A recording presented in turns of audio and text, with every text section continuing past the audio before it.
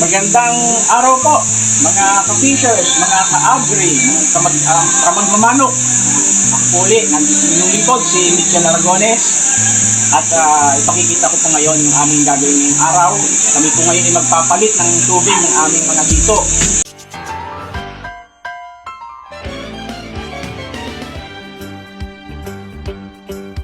It's a rare condition this day and age to read any good news on the newspaper page. And love and tradition of the grand design, some people say, is even harder to find. Well, then there must be some magic clue inside these gentle walls. 'Cause all I see is a tower of dreams, real love bursting out of every scene. At makikita niyo rin po sa video yung meron po kami mga kasama. Yan, si Elton nga, lagi ko talagang kasama si Elton. Tapos meron kami bisita, si Sister Jaya at saka Sister Leia. Gusto nila makita yung ating dito ngayon para matulungan kami sa pag-presyo nito dahil sa darating na May 15 kami po ay magsisimula ng magbenta. Samahan niyo po kami.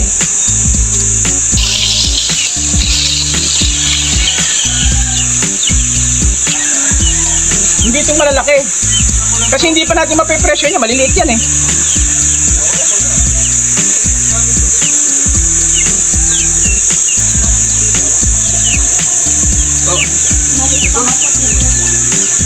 So, maliliit oh. So, sa pasimula po, ang amin pong gagawin ay itong pond number 1 po ang naalisan po ni Elton ng tubig. Kaya ito po ang uunahin. Meron kasi kaming extra activity na gagawin dito. Pipilian pa namin ng talagang mga sobrang maliliit para mailipat po namin sa Azola Pond.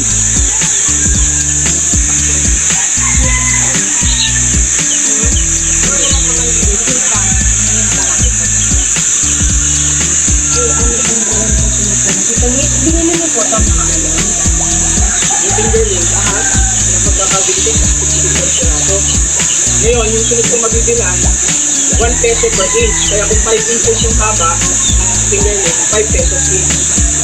Tapos magbibigay pa ng 10% extra. Ito, ang binigay ng extra sa amin, 5% lang.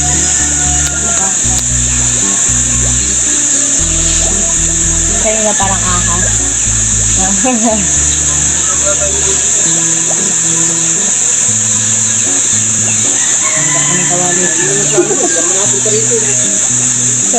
May malaki na. Ito oh.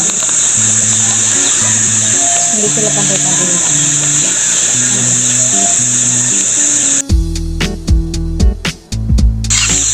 Yan. Mga ka-fishers yan. Kasama po namin. Sister Bea. Hello po. Sister Jaya. Hi. Yan. So, gamit po itong ating triangular fishnet at saka ito pong basket ay pipili po si Elton yung mga sobrang maliliit para mailipat po namin sa Azola Pond.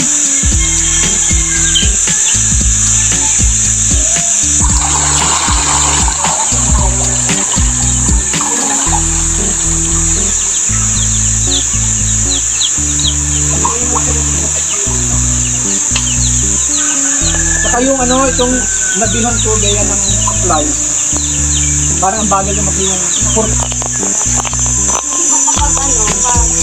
Kapag ang po nila yan, nakunan ang habis ko kasi months to 9 months. Na pwede na.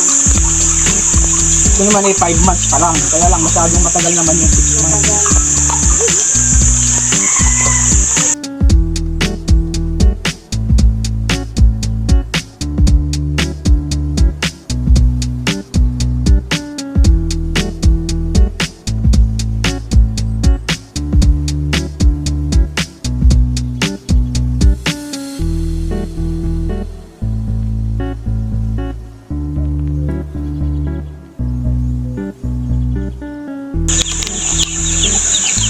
Yun o, yung nakapinaya. Yun o. Wala, bumaliktad na ulit. Nakapihaya na kanina eh, kitang-kita siya eh. Namumuti. Gusto mo sila dito lahat po para makita ko. Ay, tayo Elton, ito na sa dulo. Sigurado ka. Baka sobrang, baka hindi na masyadong malilit yan. Ang ibig sabihin niya, Elton, gato, hawiin mo ng lambat. Ilagay mo ganyan. Para mawala sila dyan sa butas. Nakabara sila eh. Ito, malaki to. Ilipat mo to.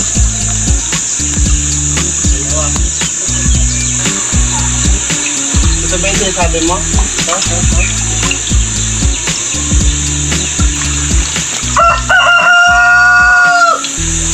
Dili.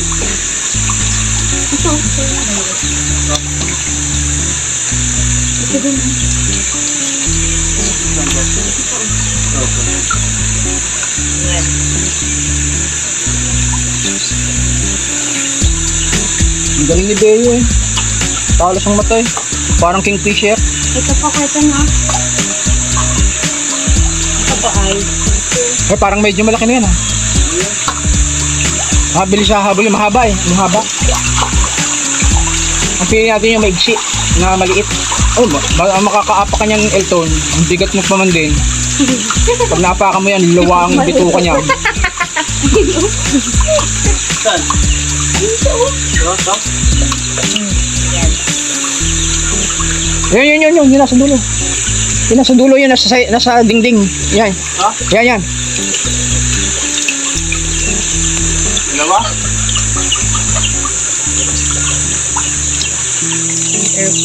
Gagawin sa maliit. Lilipat ko sa solapan. Kasi, Parang din sila.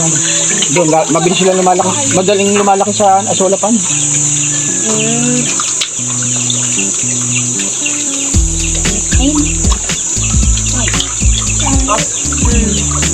Baka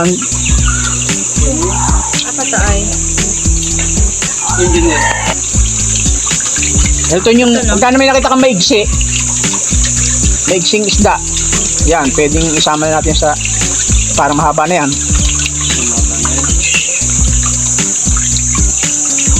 Ano? Sip talaga sila dun. Dalawa. Doon may tubig eh. Engineer, friend mo.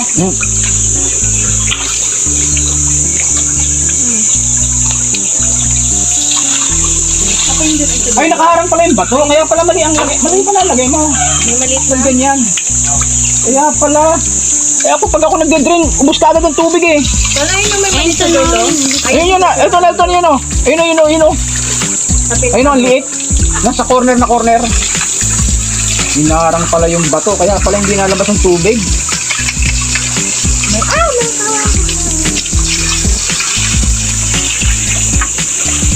Kala ko yung isda lang ang nakaharang.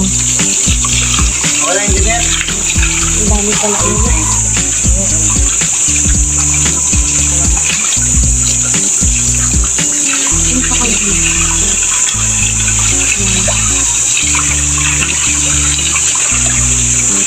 Ano, isasara ko na yung drain?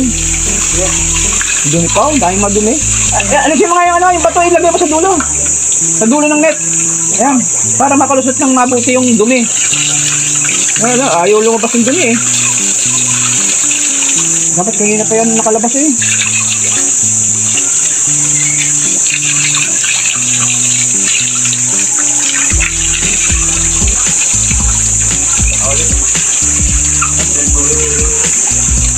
Ilang 2 weeks na kasi, dati weekly kami. Sinubukan namin yung every 2 weeks. Kasi parang napapansin ko baka na-stress sila pagka weekly. Opo. Stress sila o kasi sairan talagang tubig eh. Engineer, linisan mo dito. Yan po. May na akong ito. Ang pagdidesisyon ko po ng pagtigil na ng pagdidrain ay kapag malinis na po yung lumalabas sa tubig dito po sa drain pipe.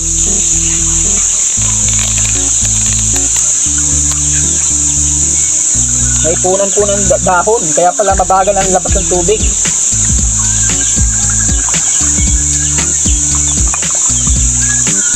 Yan. Ito po yung sample, marumi pa rin. Kaya hindi pa po talaga dapat isara.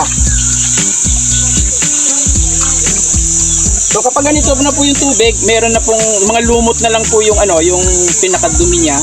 Pwede na pong isara kasi yung lumot po ay nakakain din po ng isda.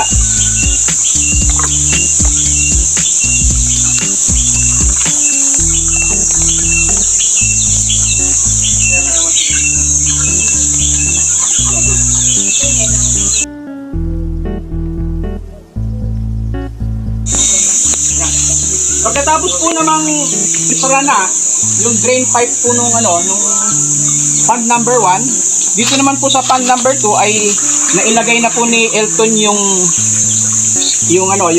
pangharang na screen. Pwede ko na pong buksan itong drain. So nakikita po natin barado. Yan. Kailangan alisin po yung mga bara na yan.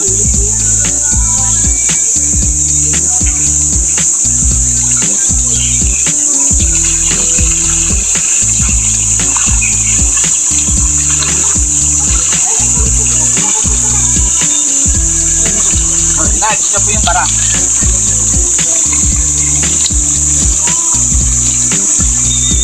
Ito, pagpagin mo. Yung dahon. Ngayon po,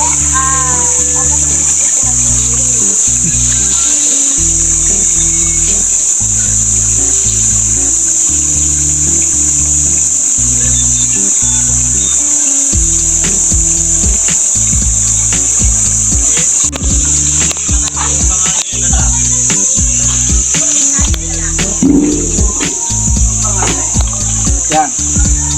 Narito na po tayo ngayon dahil nahuli na po ni Elton yung maliliit, yung sobrang liliit, ilalagay na po natin dito sa ating Azolla pan. Sa kasalukuyan po, meron po itong 12 hito dito sa loob. Nagsilakihan ho sila kaagad. Kaya sinabi ko, pinropose ko nga sa aking partner kay Elton na lahat ng maliliit ilagay na lang namin dito sa Azolla pan. So ito po yung basket. May tendency po na tumalon din po ang hito mula rito. Kaya sinahuran ko na po ng batya para po siguradong hindi sila dudumi pagka lumaglag sila sa lupa. So bibilangin po natin sila.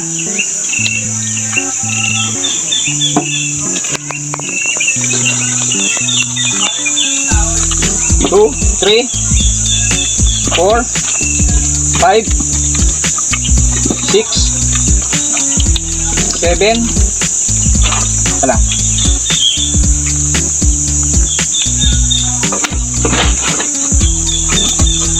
8, 9, 10, 11, 12, 13, 14, 15, 16, 17, 18, 19, 20, 21, 22, 23, 24, 25, 26, 27, 28, 29, 30, 31, 32, 33, 34, 35, 36, 37, 38, 39 po silang lahat.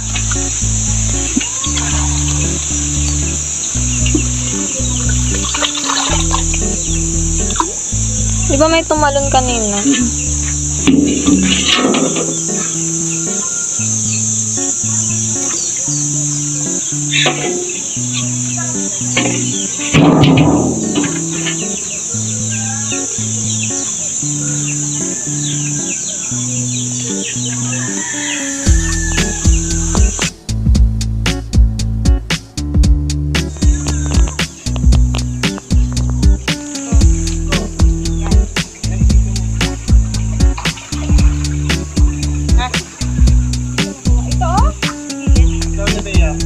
ayan, nabibenta na yan.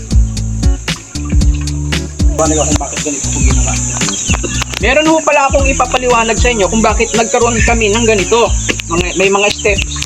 At doon, 3 steps. Dito bakit 1 step? Kasi po yung sidings po nung fish pond number 1 ay mababa. Kaya 1 step is enough para po ako ay makaliban sa mismong fish pond. Dito naman po, dahil mataas po yung walling niya sa pond number 2, ginawa ko pong 3 ang baitang po ng ating stair. Para dito po, ay madali akong makakaliban. At dito po naman sa loob ng fish pond mismo ay meron pong isang baitang na hagdan. Yan, may 1 step po. Kaya madali po akong makaka-step inside the fish pond.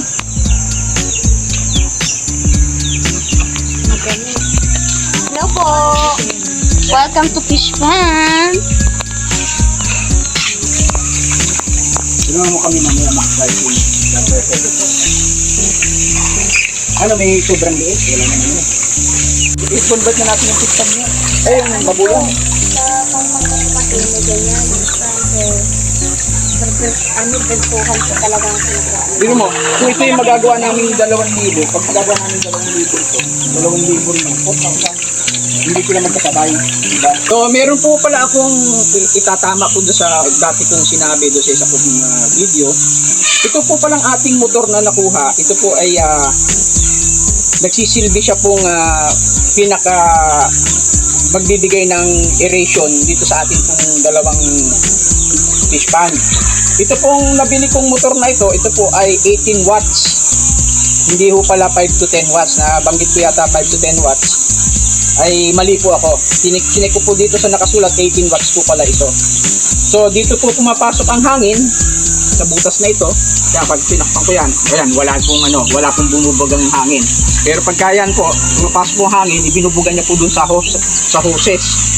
Kaya pag-check po siya ng bubbling o bubbles para po magkaroon po tayo ng dissolved oxygen sa tubig para meron po silang mahihinga na oxygen na nakadissolve po sa tubig. So malaki pong bagay yon kasi pagka dumudumi na po yung tubig, tumataas na yung ammonia level, bumababa po yung oxygen, dissolved oxygen sa tubig. Kaya kailangan po talaga may aerator para malaki pong tulong para sa kanila, para sa maginhawang paghinga.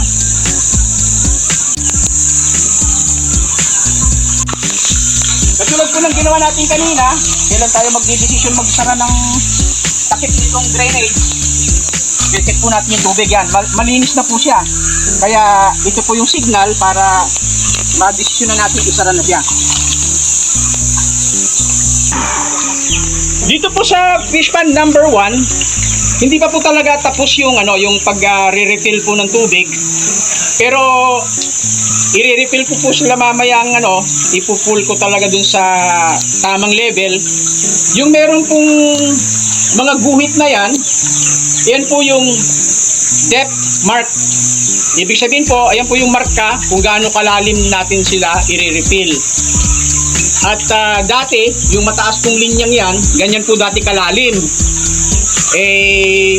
Pero compared po dun sa, ang lalim naman dun sa may gitnang guhit, parehas lang po yung kanilang performance. Kaya, mas pipilin po natin yung mas mababaw para hindi po tayo masyadong nasasayangan ng tubig. Dito naman po sa pond number 2, yan, sa kasalukuyan po nating dinadamihan ng tubig nila. Yan po yung itsura ng ating mga isda. So ang ating pong hito ay very hardy na uri ng isda. Kahit po natin sa ira ng tubig, hindi po sila namamatayan. Hardy po sila, hardy na uri ng isda. Ibig sabihin po ng hardy, matitibay po sila. Kaya po nilang labanan ng stress.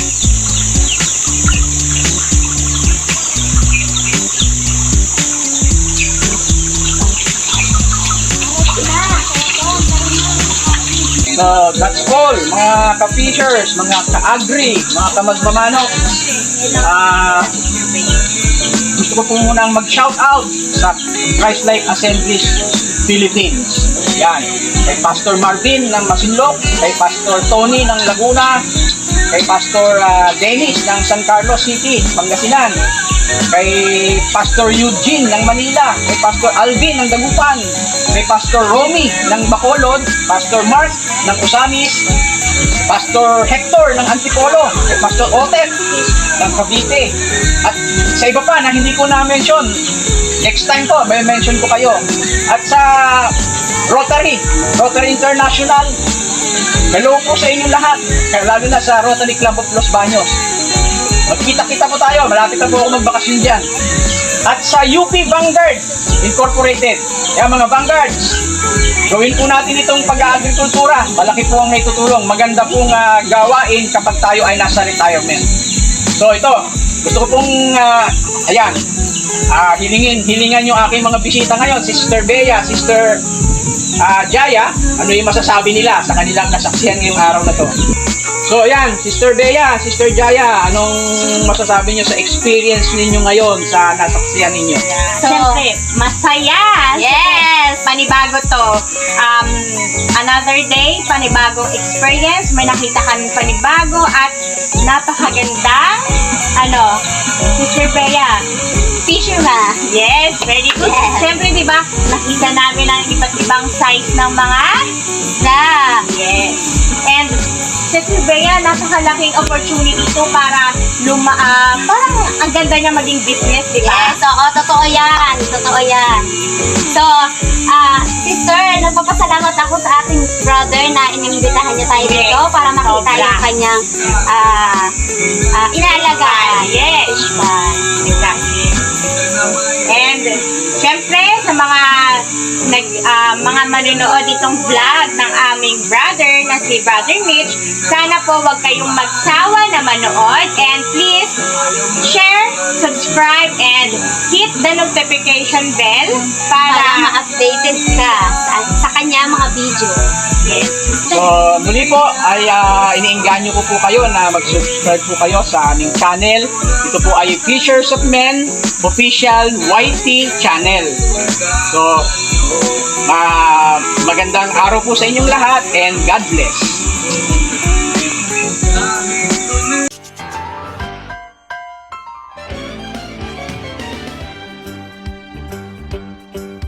It's a rare condition this day and age to read any good news on the newspaper page. And love and tradition of the grand design, some people say, is even harder to find.